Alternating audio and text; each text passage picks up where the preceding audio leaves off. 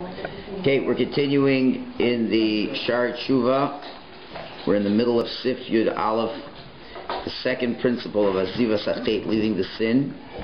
Yesterday we discussed what has to come first, leaving the sin or regret. And we're on the bottom paragraph on page 16. Before I get there, I wanted to mention a little piece from Rabbi Cutler of blessed memory in his Sefer Mishnahs Rabbi Aaron, where he talks about a concept that we'll get to maybe later. I'm afraid we might not get there later, so but I wanted to bring it up. Next week we're starting to say SLICHOS, and the Sephardim already are saying SLICHOS. And just to focus on one part of the SLICHOS and see how it relates to Charata and Azivas Achet, this whole concept. So in SLICHOS we come and we start to say, Hashem, lo b'chesed v'lo b'masim banu l'fanecha. We don't come to you with our kindness and our good deeds. Kedalim u'charoshim dafakim t'lasecha. We knock on your doors like impoverished people. And we ask from Hashem Slicha, forgiveness, not because of our merits, but really through the force of the 13 attributes of God's mercy. And there's really two parts to the Slichos. One part is where we ask God to have mercy upon us, which is based on the 13 attributes of mercy. That we know there's a covenant that if you perform them, they don't come back empty-handed.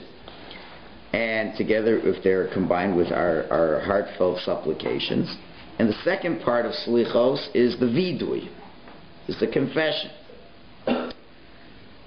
So, when we will learn vidui, we'll find out that the concept of vidui really is the Gemar HaTeshuva, is the conclusion of the Teshuva process. It's not the beginning of the Teshuva process, it's the end of the Teshuva process. After you've left the sin, after the regret, after the acceptance into the future, as we'll see shortly, Rabbi Yonah is going to mention, and might as well read the next couple lines.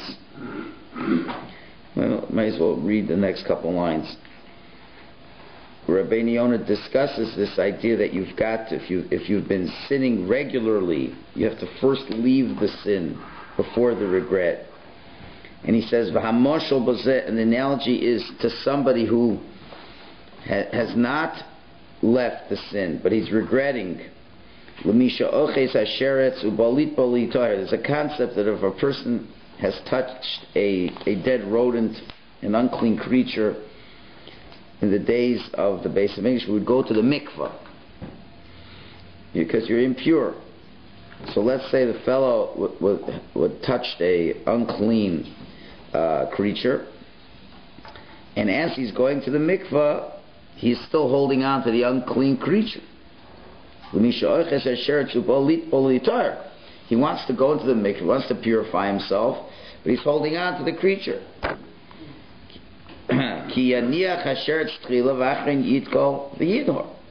So you'd have to let go of the unclean creature and then go into the mikvah and become pure. As long as the unclean creature's in his hand, the tum is still upon him. And going to the mikvah won't help.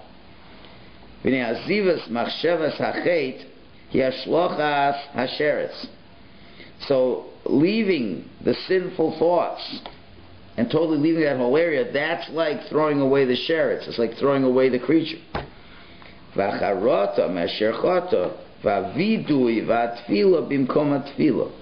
And the sincere regret for what he's done and the verbal confession and prayer, that constitutes going to the mikvah, as it were. So you've got to cast away the sin. You've got to get rid of the creature. So Rabbi Yonah is doing it in the context. If you're really into an Aveira, as we said yesterday, you're really solidly into the Aveira, you've got to leave that Aveira. If you don't leave that Aveira, the creature you're still holding on to the tumah. So what's going to help the other things? What's going to help the regret? What's going to help the vid and everything else? So in that context, let's go back to Rabbi and what he has to say here. So Baron says that vidui, as you've seen written here partially, is part of the end process of tshuva. And he quotes a Rambam in Hilchos Teshuva that says, how does one confess? And the Rambam says, Hashem, I have sinned, I have done such and such, I have regretted it, I have been ashamed of my actions, and I always will never come back to it again. And then that's part of the that is the confession. So included in the confession is the regret and the shame that one feels. And it's all sourced in the Jerusalem Talmud. And many, many other authors have said this. And therefore it appears that vidui, confession, comes after the regret, comes after a true acceptance of the future. Because of course, and one who says lies, it's not going to be good before Hashem. And the Rambam in another place in Hilchos Teshuva says that a person who confesses with words but doesn't really sincerely mean it in his heart to leave this. So this is where the Rambam, really remember, Rabbi Yonah comes after the Rambam, but it's similar. He says the guy who confesses, but he really didn't mean it in his heart to leave the sin, that's like the guy who goes to the mikvah with the sheretz in his hand. That going won't help. And that's based on a Gemara in Tainus. So what do we see? We see clearly that you have to leave the sin before you say the confession.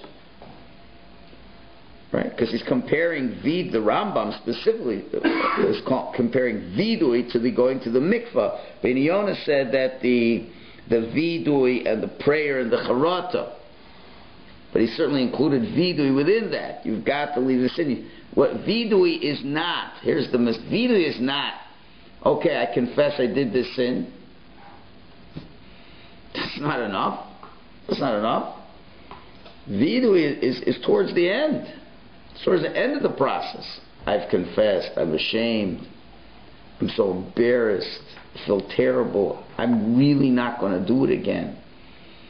It's not the first second you thought about the Averi that you said you're not going to really do it again. Not really going to do it again. You got to really know you're not going to really do it again. Kabbalah haba it has to be really meant. How can you mean it? You did the Averi, you thought about it for 30 seconds, so you're not going to do it again. It can't be very heartfelt. Yeah, how do you know you're not going to do it again? What do you mean? I said I won't do it again. That means zero. It means absolutely zero. Because what steps have you taken to ensure that you will never do that again? Well, I didn't take any, but I really don't want to do it again. That's worth zero. Because you're going to do it again. Why are you not going to do it again? Okay, I'm not going to do it again. I've learned through the halachas, and I realize how terrible it was. I didn't realize how terrible it was. And I've gone through a whole steps of showing, and we'll see there's so many more steps. Okay, we see you've taken all these steps, and you really, have tried and put a lot of time into this. So then, we hope that you're being honest with yourself, and you really regret it, and you will what you say. So then that vidui, those words you're saying are worth a lot, and and certainly Rabbi Yonah later on in Os Mem Hey is going to say that you've got to repair the damage before vidui. So it's all building up to a very simple question. And I'll read you the one line of the question inside. In the Sefer from Rabbi.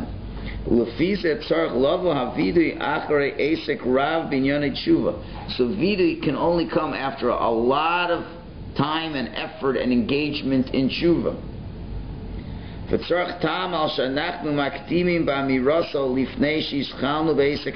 the question is, why do we begin saying vidui by SLICHOS before we've begun the real asek of tshuva?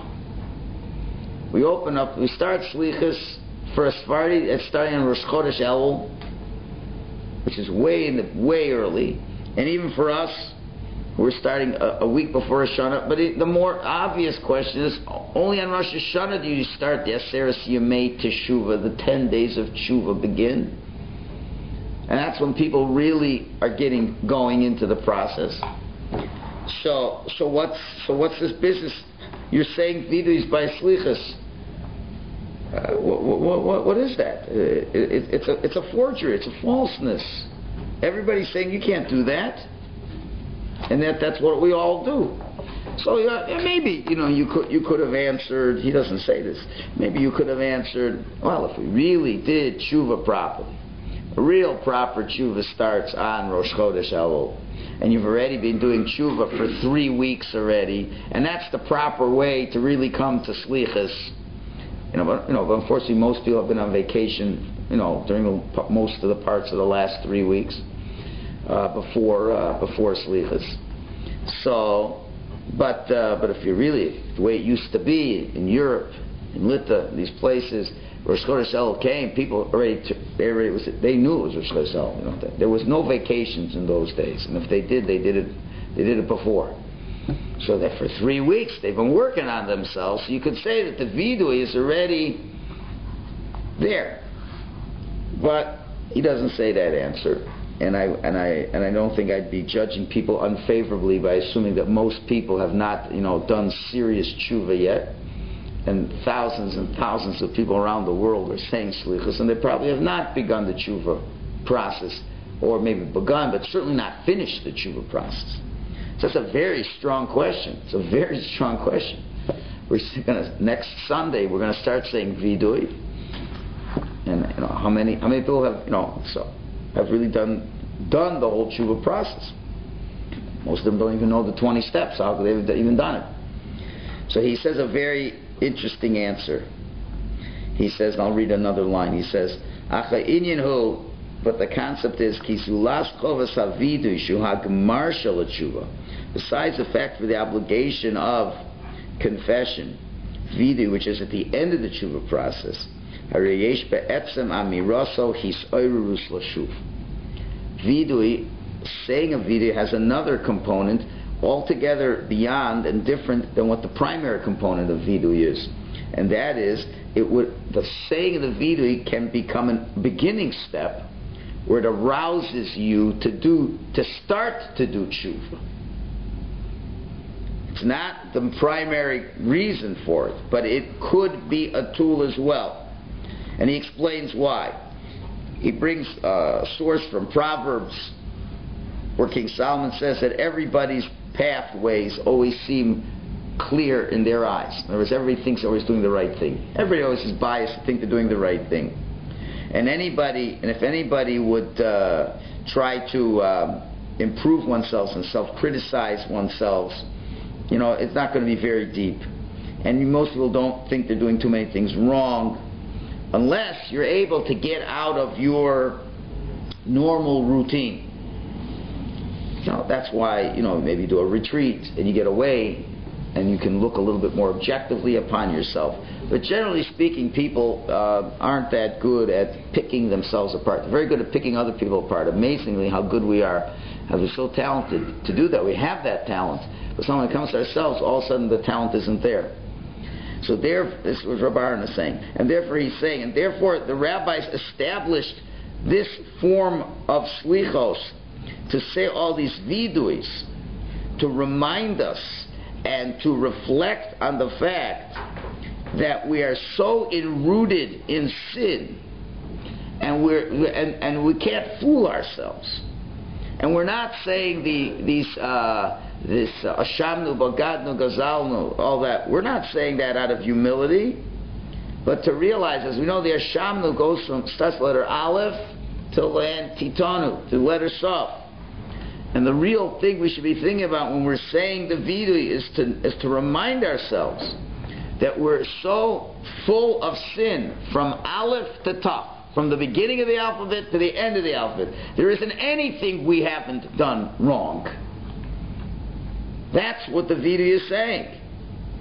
And that should arouse a person. Because we know the famous story with Rabbi Eliezer ben Durdaya. The person was an extremely immoral person, and there wasn't one woman of the night that he hadn't been to.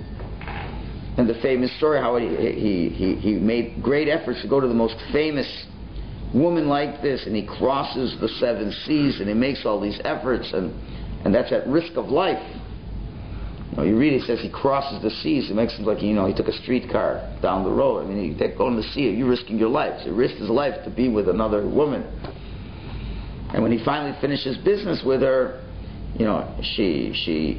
a wind passed by, and she said, just like the wind passes and doesn't return, so Rabbi Eliezer ben Durdaya will never be able to do tshuva.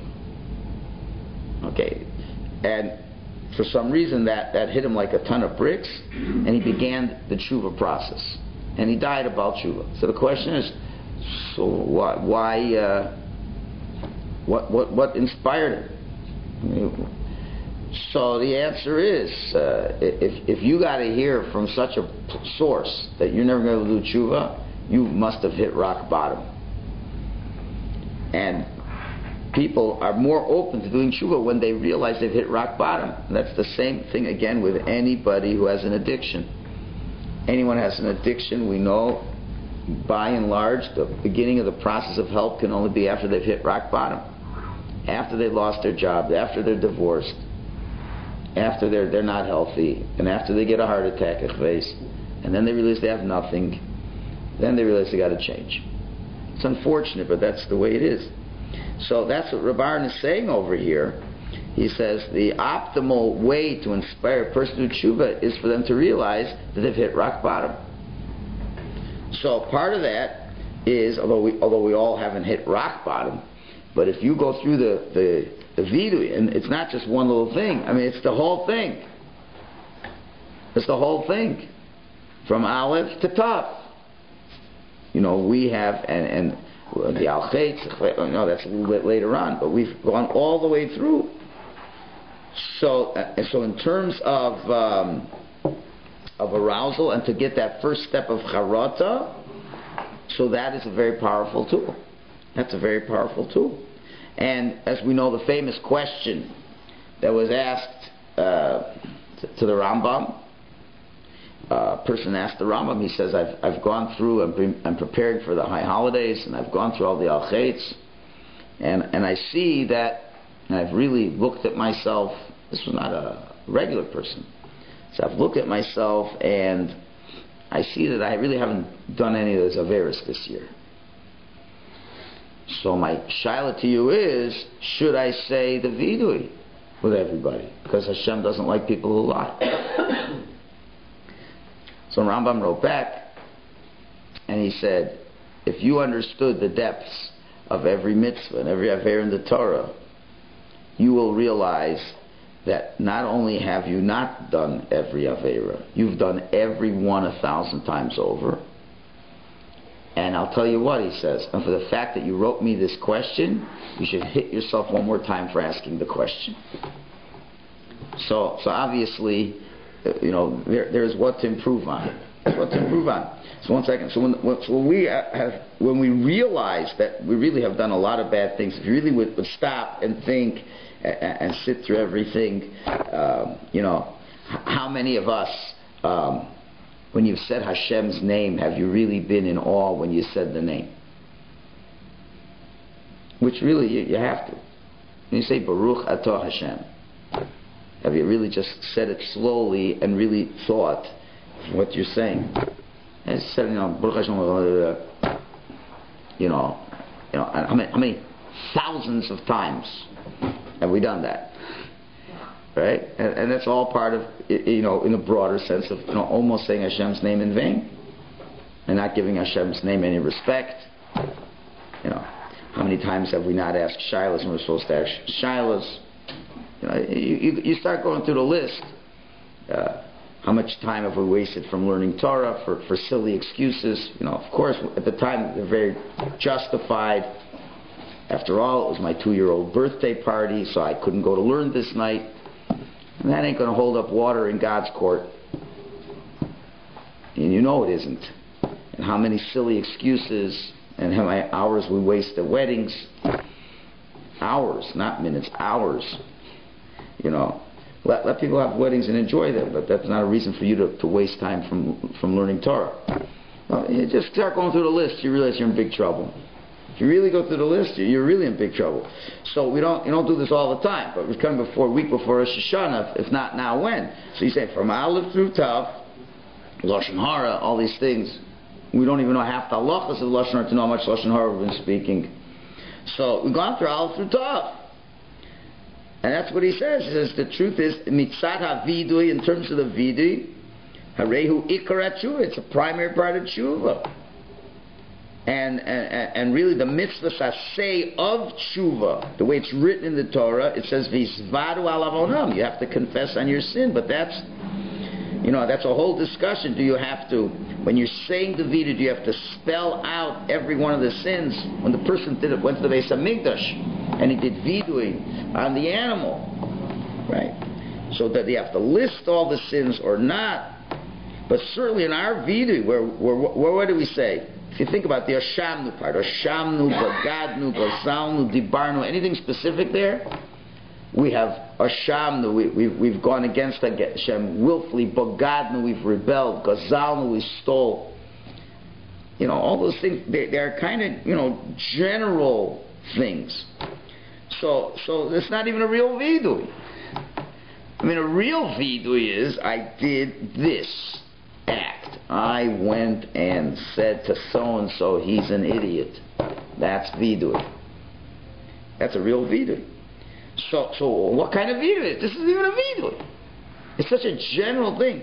But the fact of the matter is, it will help for that initial hisaurus, for that initial arousal, to know that I've gone through all the letters of the alphabet, and basically from Aleph to Tav, I'm completely guilty. When a person realizes he's completely guilty, he can't fool himself.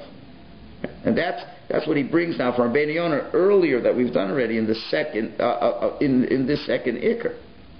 And that's what he's saying, the exact same words. He's bringing these words. Only after you've stopped can you then really say that you've regretted. So he concludes, says, so in order to be able to leave the sin, you have to take it to heart to want to come back to Hashem. There's got to be some feeling in order to leave the sin. Therefore, it's so important for us to come to the cognition that our spiritual level is so low in light of what the Torah expects of us. This is the concept of the vidui, is to inspire us for charata, is to inspire us to leave the sin. And once you got that, remember we said there's two parts to the SLICHOS. The first part is, what was the first part?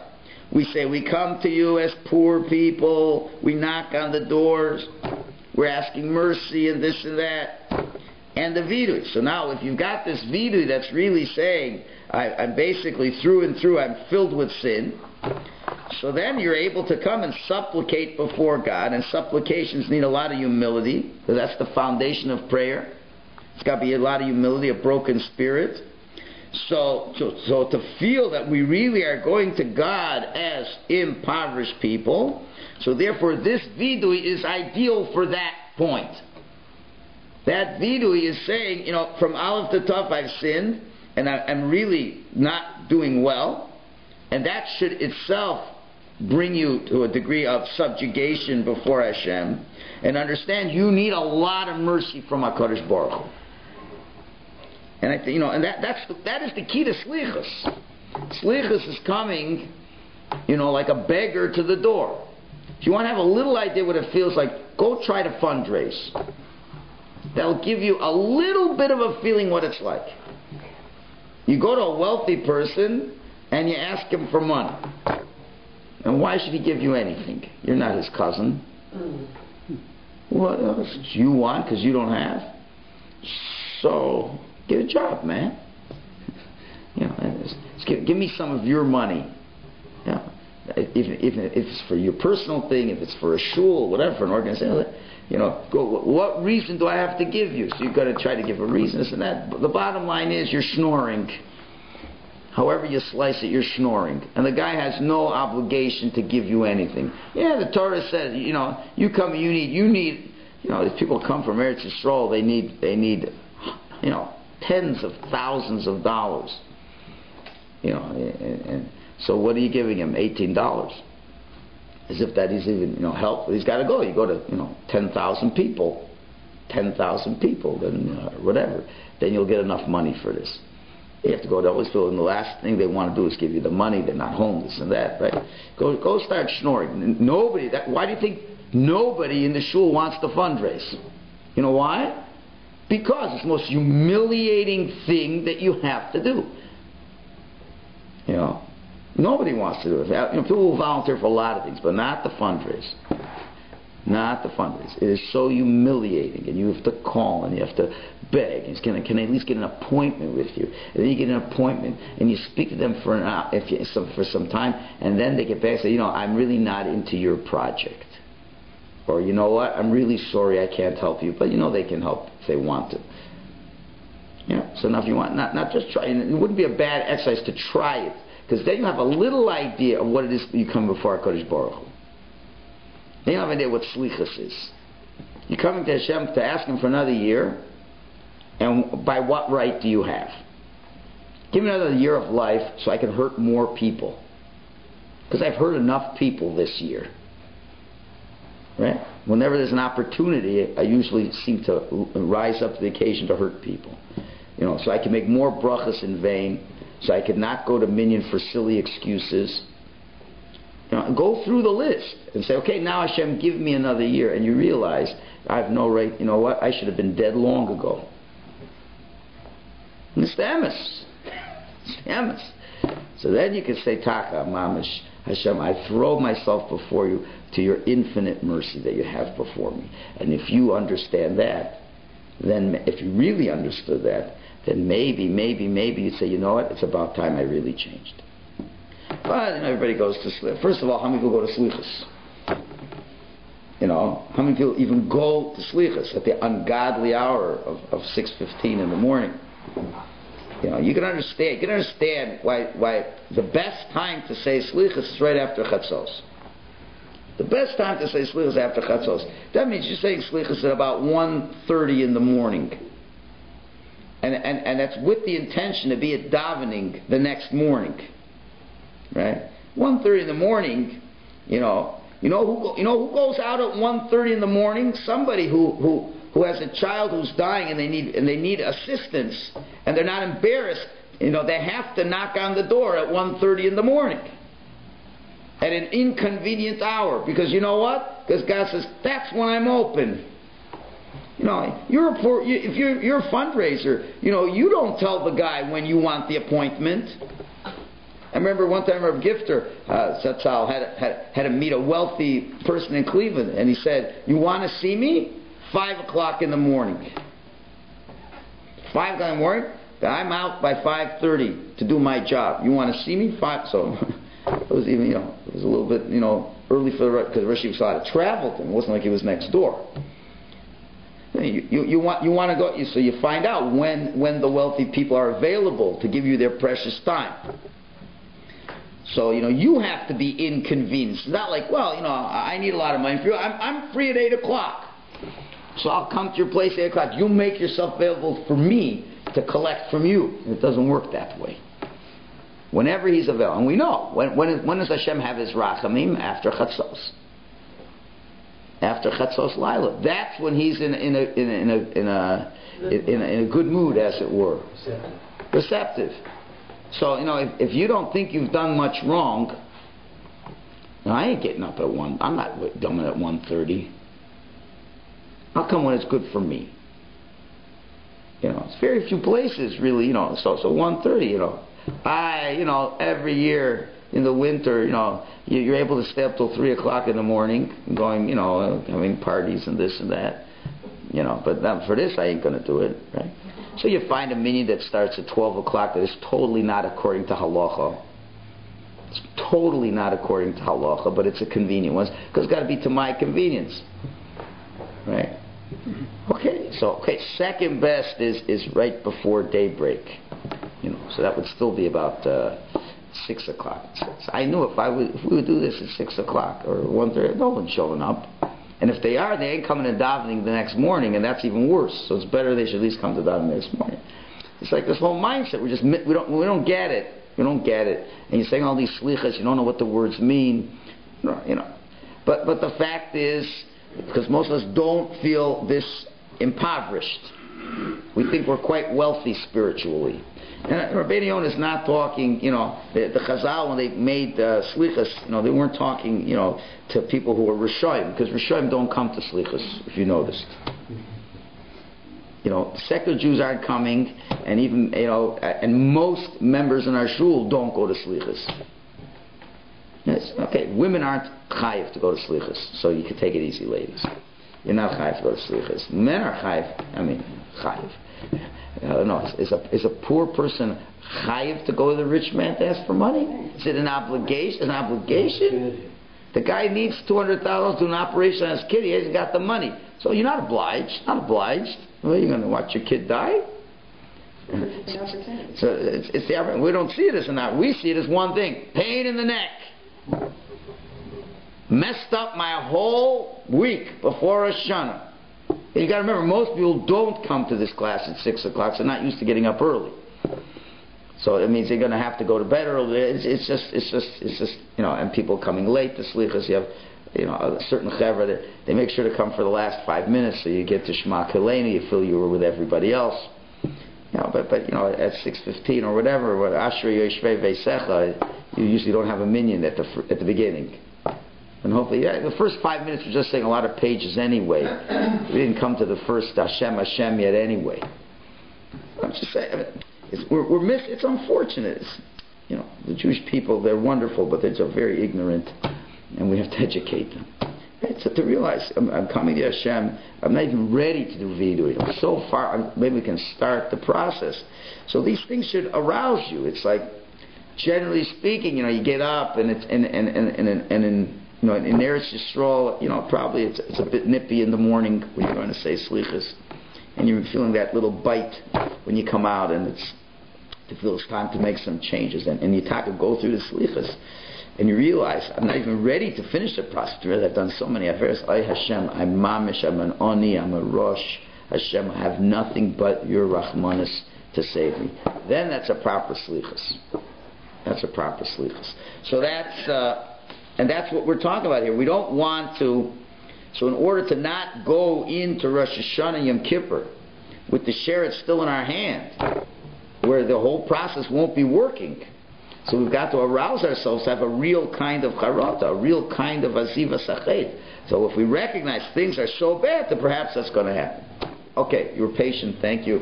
But I had to get all that in. I think it was important. The litany, the extensive video. Can anyone be comfortable that they're not holding a rodent in their hand? I mean, no one's going to be perfect after Yom Kippur. They're going to return some aspect of these sins.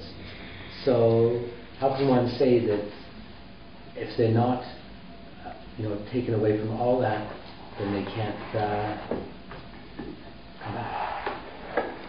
So you're asking, Paul, if a person, at the end of the process, even was coming at Ne'ilat Yom Kippur, you realize you really haven't done tshuva on all this. So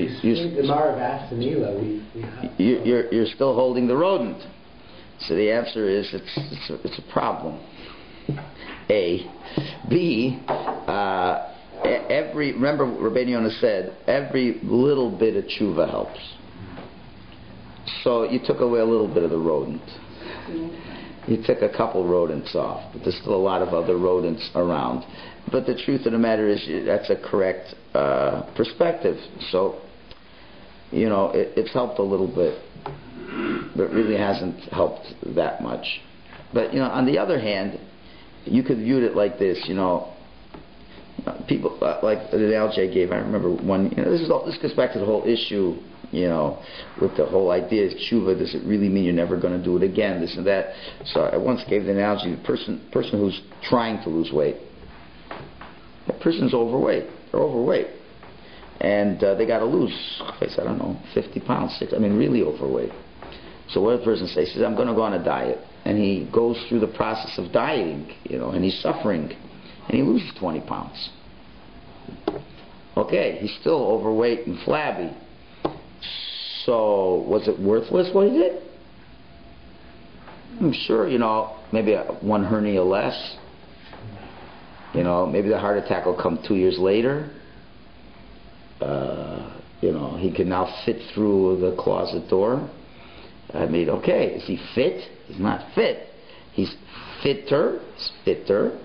And the fact is, every year he loses 20 pounds because in the rest of the year he's gained 30 pounds. So can you imagine if he wouldn't ever have lost those 20 pounds? He'd weighed 900 pounds now. So certainly that helps. A. B. It shows that the person is trying, and in Hashem's eyes that's worth something. So Hashem says, okay, he's trying. I'll have a little more rachmanis. I'll cut him another year of slack. But at the end of the day, it's not that great. It helps. It certainly. Listen, the fact that we have this Yom Kippur and we stop and we think, it's like it's like an analogy that a person is going down an abyss and is going down. At least if you stop, take a few steps back, slows down the pace. And it'll stop you from doing other. If we didn't have a b'chalal, we'd go deeper and deeper and deeper and deeper and deeper, ever not coming out at all. So at least we understand, this was bad. So we've done a little stop, a break in the slide. Maybe we've climbed up a little bit. Maybe we've slowed it down. Maybe we've turned the direction a little bit. And it's a struggle. It's a struggle. And Nebuch, it's a terrible struggle. But either way, there's always going to be what to do tshuva for. Even if you've done an amazing, let's say better yet, let's say you've done an amazing tshuva this year. Really, a good tshuva this year. Really, really, really good. So what do you think is going to happen after, shortly after Yom Kippur? What do you think is going to happen? And let's say the same things come back and you don't do the Aver. So what do you think? Hashem's going to take a year off? The Yitzhak is going to take a year off? They're going to come up with a brand new thing you're not experienced in dealing with for you to fall in that one. What's this? It's interesting. What does the Torah want? Yom Kippur is for everybody. Yom Kippur is even for the tzaddik. So the tzaddik doesn't sin. Tzaddik has to sin. Hashem will make sure that he sins. So they'll have the next Yom Kippur to work on. This is all. It's part of the growth as well. On the positive end, you're trying to climb a mountain. Let's look at it the other way. Trying to scale a mountain. The end